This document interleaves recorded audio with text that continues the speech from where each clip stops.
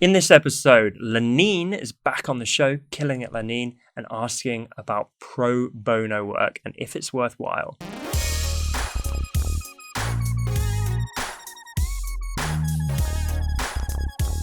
Welcome to episode 103 of the Honest Entrepreneur Show, where I help creatives like you to master your marketing.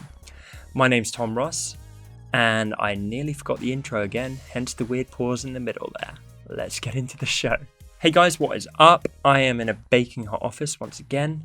Love the sun, not so much when I'm sat behind a giant glass window with it baking into my face. But we'll see what we can do here. As always, I get sleepy, I start passing out. I talked to Rachel earlier, who does the fantastic voiceovers for the show, and she said, I can always tell when you're at the end of a busy day and you're on like the last few episodes that you're batch filming, because your energy just starts to sink into the sofa. So I'm going to try and bring up the energy because we're nearly done here today. This question is from Lanine. When pivoting to a new audience in which you don't have previous work to showcase, is it a good idea to do a pro bono project in that new field in exchange for an in-depth case study, or for the client to be a trial in your new process?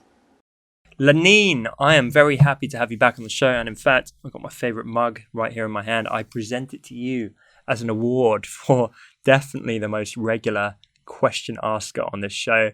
Always delivering the solid questions. I appreciate having you on again. To answer your question, should you do pro bono work to land case studies in a new niche if you're pivoting to basically give you some work to get under your belt to then land future clients? Yes. I'm genuinely nearly tempted to leave it there, but of course I'm going to try and over deliver and give you some context. Yes, you should. It's a real thing. Having a portfolio, having some work under your belt is a good idea. If you weren't doing this approach, I would literally be like, go and make some hypothetical projects up just to show what you can do, wet your beak, make sure that you're kind of hitting the ground running then creatively when you do land that first client, because you're thinking creatively within that industry, within that space. So yeah, I think you absolutely should do that. And as I say, I'd be happy if you were thinking about doing personal projects. So if you can actually go and do it for a proper company with a proper brief, as long as they don't take the piss and take advantage because they're not paying you. But if they're nice to work with, it's a foot in the door. Maybe you can charge them for work in the future. And if you are getting a glowing case study and you can really show it off and you get a great testimonial and so on, and all of that's agreed up front, then win-win. Good for you. So yeah, I would absolutely jump into that. Other options, as I keep saying, personal projects.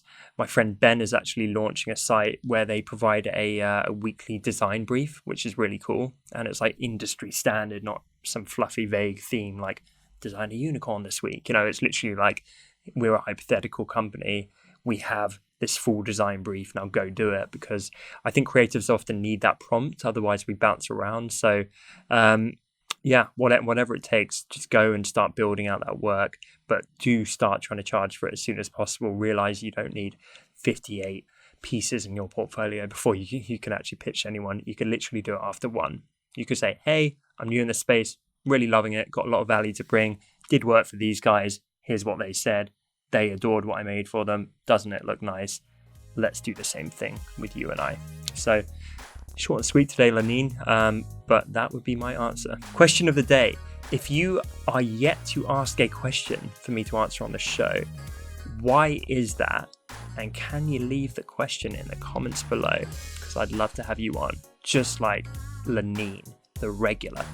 Thank you so much for watching this episode. I appreciate you guys so much. I'm really enjoying the YouTube show. If you are too, then be sure to hit the subscribe icon and tick the little bell to get notifications when I post new content on this platform.